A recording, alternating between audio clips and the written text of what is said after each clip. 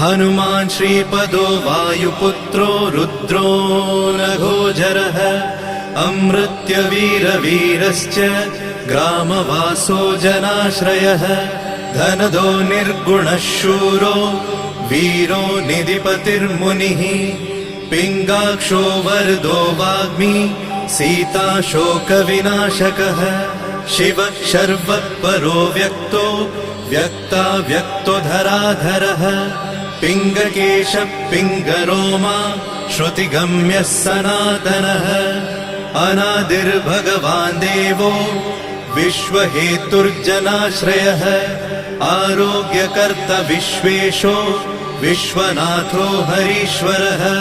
भर्गो रामो रामभक्तः कल्याणप्रकृतिस्थिरः विश्वम्भरो विश्वमूर्तिर्